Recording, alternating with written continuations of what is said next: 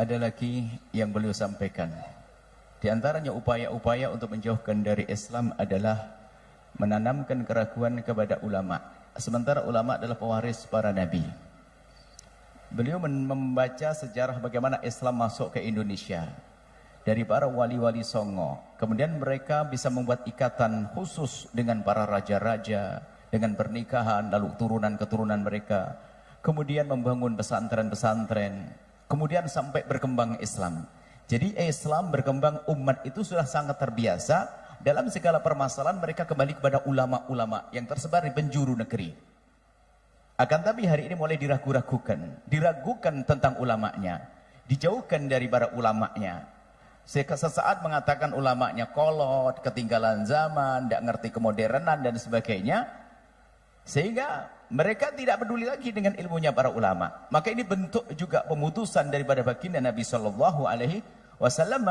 Sementara ulama pewaris Nabi, dan ulama adalah yang menyambungkan kita dengan baginda Nabi Muhammad Shallallahu Alaihi Wasallam.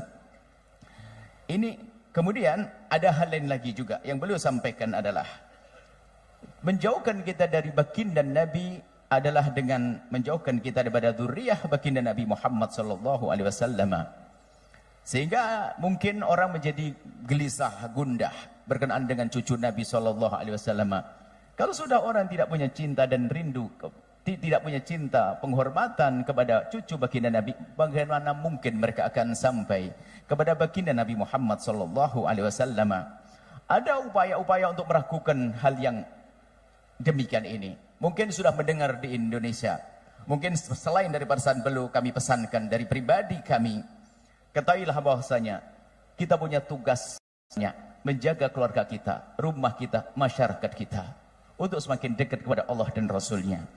Isu-isu yang selama ini kita dengar, isu tentang meragukan nasab dzurriyyah Nabi SAW yang ada di Indonesia, Anda jangan masuk wilayah itu.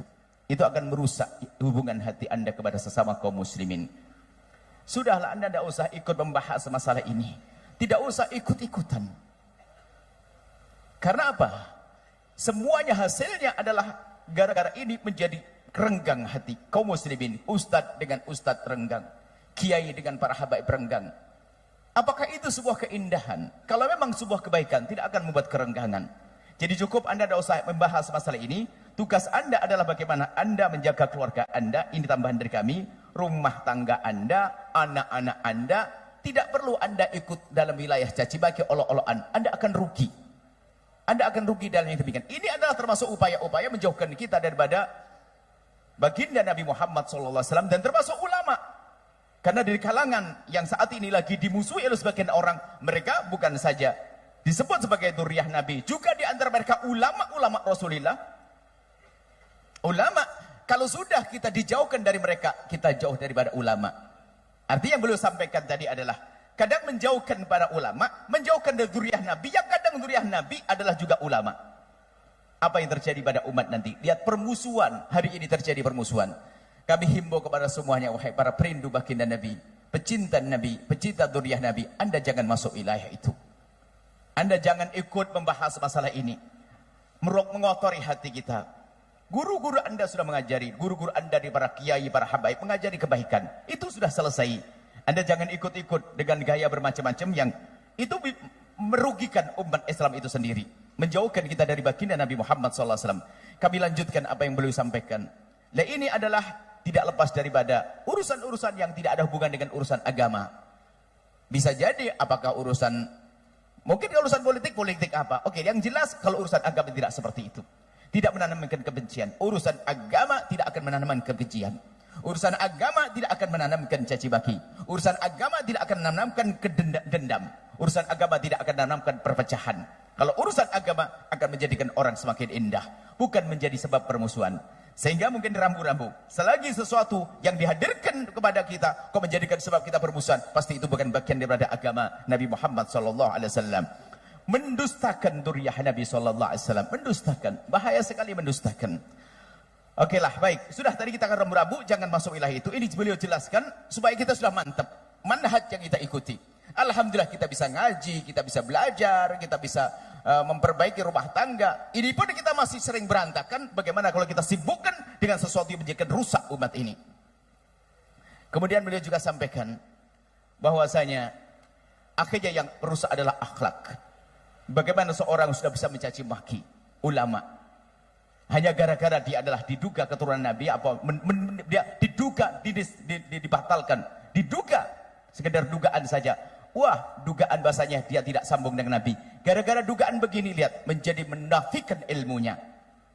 Padahal menduga ini adalah ada babnya sendiri masalah ilmu. Kami mohon maaf tidak masuk ke wilayah itu. Kami ingin kukuhkan apa yang sudah Anda pegang itu sudah benar. Guru-guru Anda, para ulama, para kiai, para habaib itulah yang mengajarkan ilmu kepada sudah Anda pegangi. Anda tidak usah pikir yang macam-macam. Ini, kalau sudah Anda meninggalkan mereka, di antara mereka adalah para ulama juga. Bukan sekedar habib atau turun Nabi, tapi ada ulama. Berarti Anda juga meninggalkan keulamaannya, di samping Anda meninggalkan seorang dzurriyyah Nabi SAW.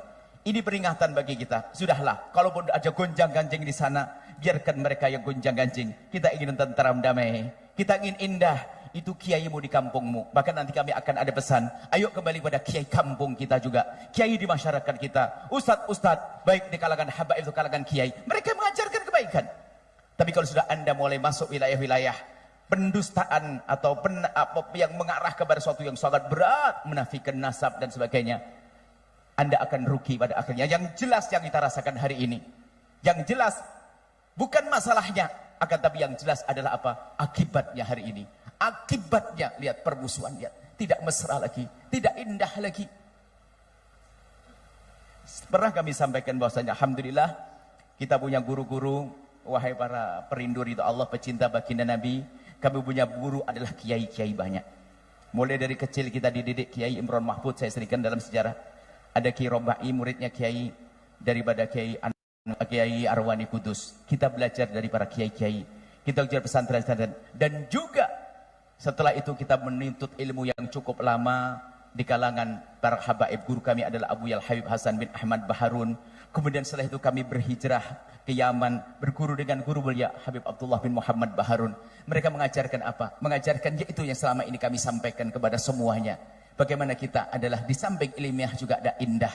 Maka dari itu kami sampaikan dari mimbar mulia ini, tolong adanya berita gonjang-ganjing ini Anda tutup. Jangan Anda membahas masalah itu. Anda urusi keluarga Anda. Anda urusi rumah tangga Anda. Yang muncul pesantren, urusan pesantren Anda. Menghabiskan waktu membahas masalah itu. Sudah jelas. Guru-guru kita itu semua. Guru-guru mulia. Sudah Anda tidak usah bahas masalah itu. Ini membahayakan sekali. Akhirnya terjadi permusuhan. Yang kami rasakan adalah permusuhan hari ini. Mungkin Anda tiba-tiba gara-gara Anda menyanjung satu ustadz atau satu habib, tiba-tiba Anda dicaci dan dimarah. Kok bisa semudah itu orang caci maki hari ini? Begitu mudahnya mencaci maki. Tapi bersyukurlah Anda kalau Anda bukan orang yang mencaci maki.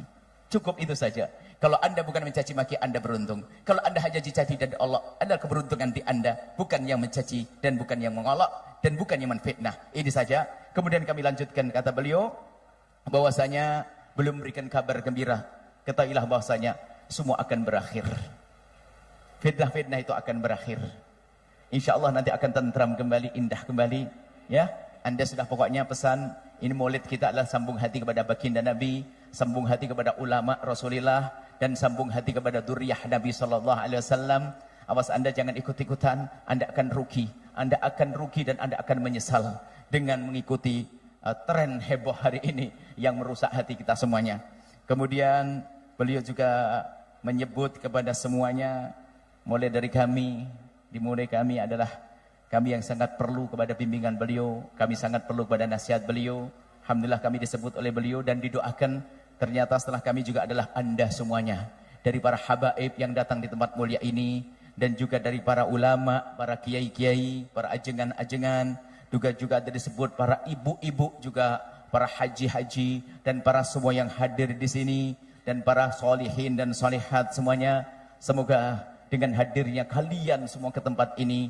Dari jauh beliau mendoakan semoga Allah memberikan kepada semuanya as-sa'adah, kebahagiaan, dan semoga memberikan kepada semua adalah segala kebaikan, memberikan kepada semuanya adalah mawaddah, dan semoga membuka mata kalian semuanya membuka mata kalian sehingga bisa melihat mana yang hak dan mana yang batil, hak untuk diikuti dan kebatilan ini harus dihindari. Dan kemudian beliau juga mendoakan semoga Allah memberikan kepada kalian semua kecintaan yang sesungguhnya kepada baginda Nabi Muhammad sallallahu alaihi wasallam, sehingga kelak kita bisa bersanding berkumpul dengan Nabi Muhammad sallallahu alaihi wasallam. Dan teruslah dalam jalan yang selama ini kalian tempuh, jangan keluar, nanti kita akan sampai dan bergabung dengan Rasulullah sallallahu alaihi wasallam. Ini yang beliau sampaikan, dan semoga Allah mungkin dari dengan tambah panasnya suasana ini, panasnya keadaan udara ini, insya Allah tambah diberi oleh Allah pemahaman ya. Sebab kan janji kalau capek nanti diganti oleh Allah yang lainnya. Terlalu enak nanti tidur, karena panas nggak tidur, jadi bisa mendengar insya Allah ya. Baik, ini saja yang bisa kami sampaikan dari penerjemahan. Tentunya sangat banyak kekurangan, karena yang beliau sampaikan adalah luar biasa. Yang jelas kurang apa yang kami sampaikan dari terjemahan ini adalah tidak mencapai berapa persen daripada apa yang beliau sampaikan. Belum lagi setiap kalimat dari seorang guru itu adalah penuh hikmah. Mungkin satu kalimat saja kalau kita syarai bisa panjang dan lebar. Bagaimana kita harus menerjemahkan kalimat-kalimat beliau dalam waktu yang singkat ini. Akan tapi biasanya, percaya bahwasanya setiap beliau menyampaikan ceramah satu kali, itu akan, kalau panjenengan Anda perhatikan, itu akan jadi materi yang akan kami kembangkan sepanjang tahun berikutnya. Semuanya begitu. Isyarat beliau sekali diucap, beliau akan kami terjemahkan dalam terjemah pengajian kami dalam setahun berikutnya. Sampai ketemu tahun depan di majelis ini. Tapi jangan begitu kelamaan InsyaAllah ini saja. Nuhibbukum fillah. Assalamualaikum warahmatullahi wabarakatuh. Jangan lupa berselawat kepada baginda Nabi Muhammad sallallahu alaihi wa alihi wa sahbihi wasallam.